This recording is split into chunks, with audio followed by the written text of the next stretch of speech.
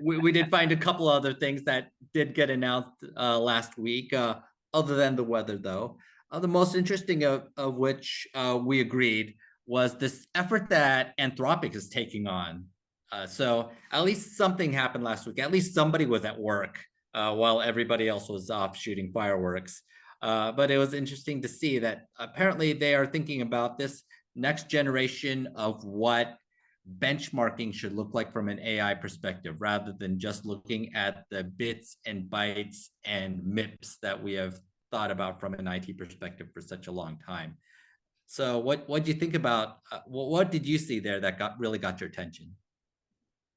Well, so what's interesting about it is typically the person that wants to change or the organization that wants to change the way things are measured are the ones that are losing. But of course, Sonnet 3.5 was just ranked at the top of all of these benchmarks. So that isn't the rationale here.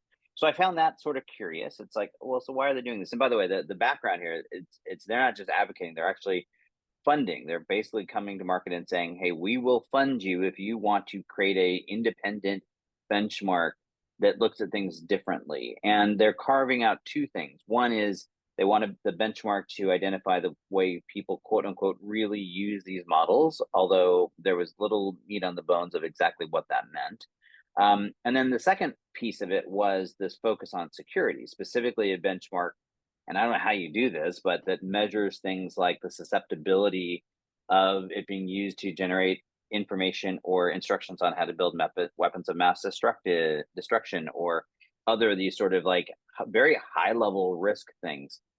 So, I think we talked a lot in the past about OpenAI and how they've sort of like completely lost sight or given up maybe on their nonprofit altruistic roots. And Anthropic, while never having been quite so adamant in terms of their positioning about that, I think is to a certain extent acting more like it, and that this is clearly a financially driven, meaning they're putting money out to try to create this benchmark that actually looks at more than just, hey, we're the fastest out there, even though at least at this very moment they are the fastest out there. So I took it, I think from a branding perspective, like good on them. I thought this was a pretty brilliant move. I also happened to read it authentically, like, hey, this was legit. Like they really believe this, and that again is a really good and smart thing for them.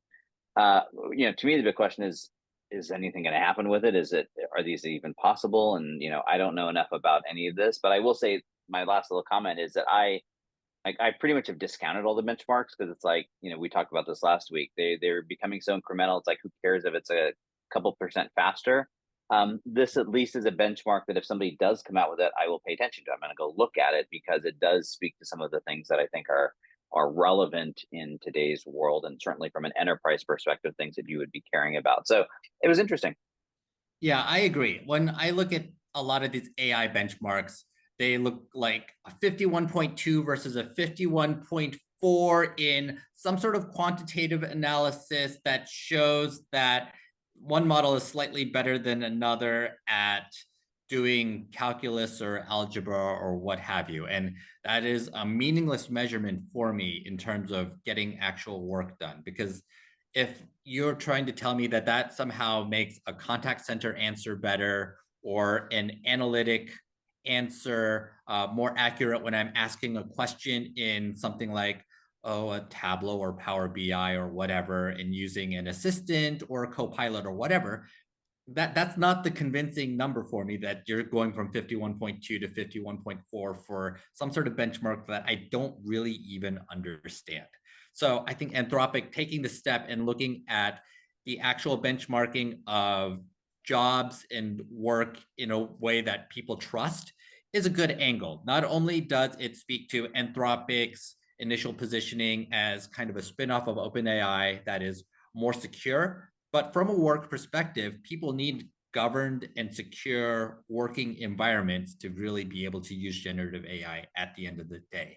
So any work towards creating a benchmark that is more practical from that perspective, I'm all for it, because generative AI at the end of the day, the promise of it is in making our work easier to accomplish. And that's not going to happen if we can't even agree on basic measurements of what work is or what makes one work environment better than another. So that's interesting. Of course, it helps them as well, but I think it's the right direction at least.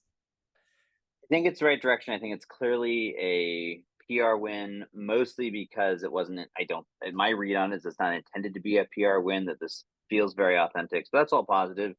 All that said, I do take it with a big grain of salt because, as we've talked about, the proof in the pudding for all of this is going to be your ability to operationalize it, and the mere act of operationalizing it is going to demand that you measure it not based on some benchmark, any benchmark, even this benchmark.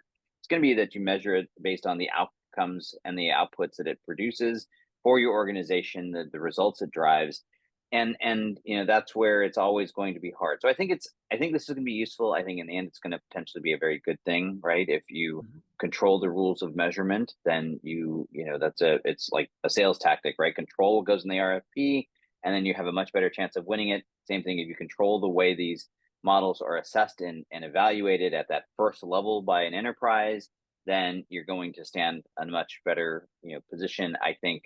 I will say this much: the last two announcements, the 3.5 Sonnet coming out, and then this announcement, had literally I used a tool that allows me to switch models. I was switching to Claude 3.5 Sonnet today, right? Because it's like I'm gonna give them a little more a fair shake. So I Yes. think those are definite wins, but I still think it's the proof is still going to be in the pudding, so to speak, of actually making real business value out of this.